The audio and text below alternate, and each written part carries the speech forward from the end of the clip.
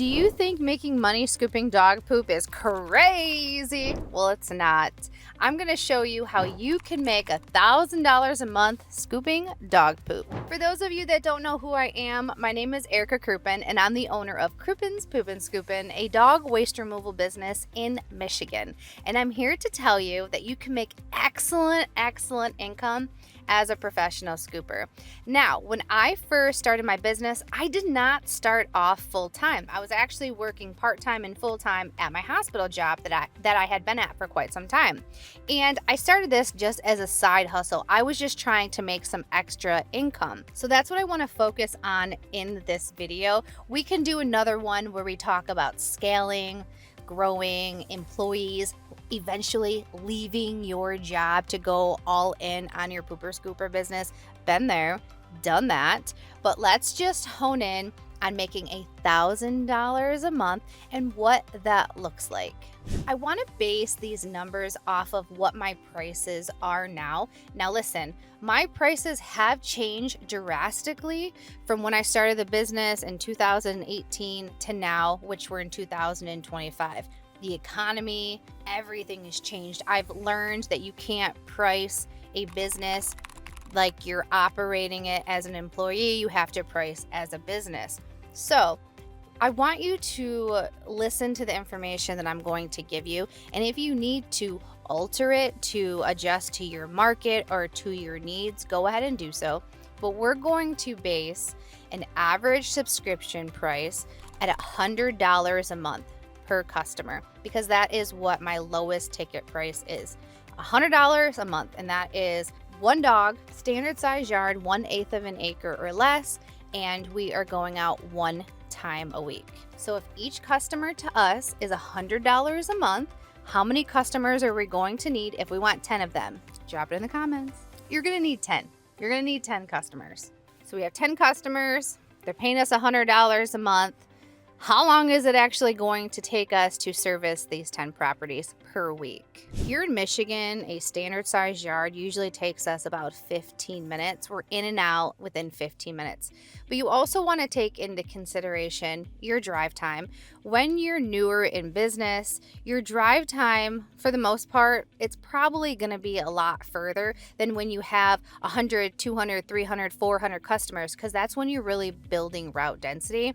So I was kind of trying to figure out, I'm like, all right, we need drive time to the first property, drive time between each property, and then drive time home, and then 15 to 20 minutes to allocate for the scoop. So I rounded it up to 5 hours per week. That's going to take into consideration your scooping, your drive time, and then maybe a little bit of admin time. So you're looking at about 5 hours per week. And if you have a 4-week month, you're looking at about 20 hours a month. If it's a 5-week month, you're looking at about 25 hours per month. And there usually is 3 months out of the year that have 5 weeks. So you're going to want to take that stuff into consideration when you're doing your pricing. Typically, what I have done, say if I wanted to charge my customer $25 a week, I would do 25 times 52, because there's 52 weeks in a year, divided by 12, and that's going to give me the monthly rate that I would charge my customer, a flat rate.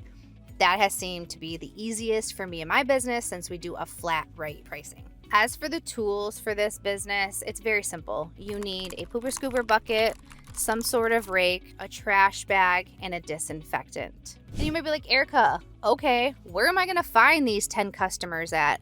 Great question.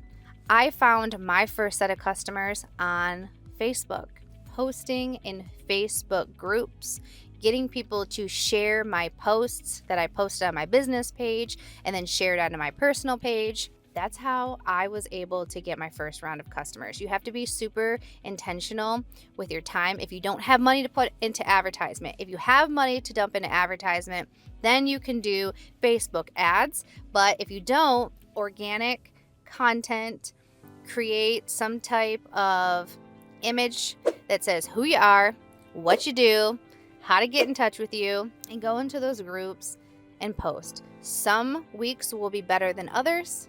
Some weeks it'll be crickets. Some weeks people are going to be mean to you and talk trash. And then some other weeks you will get customers and you'll be like, this is so great. I'm so happy.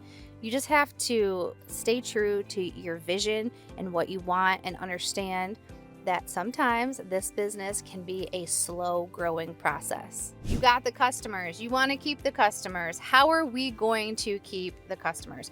We're going to make sure we're showing up when we say we're going to show up.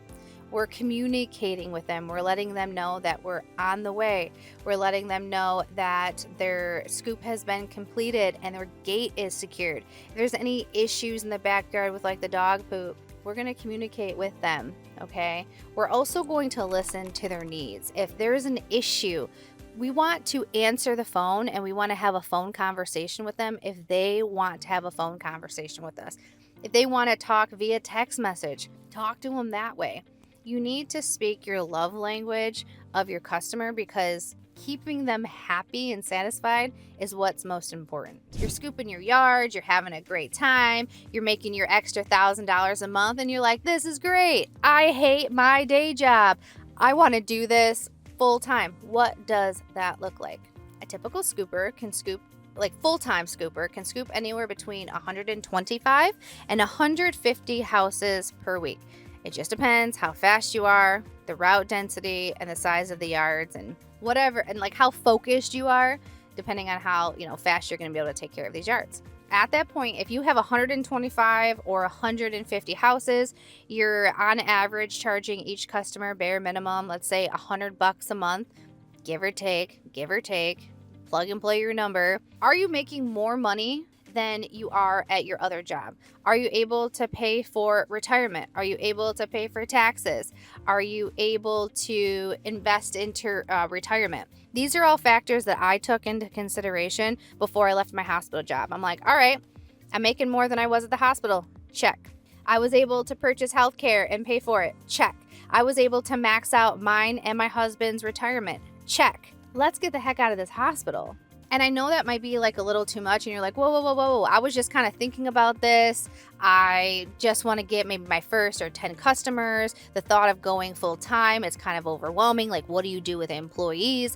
All the things are going through your mind. We have this really cool thing that's coming up here at the end of May. It's called ScoopCon 2025. It's the first Pooper Scooper conference that William is putting on. I'm going to be a guest speaker. Levi is going to be there. Of course, William's going to be there.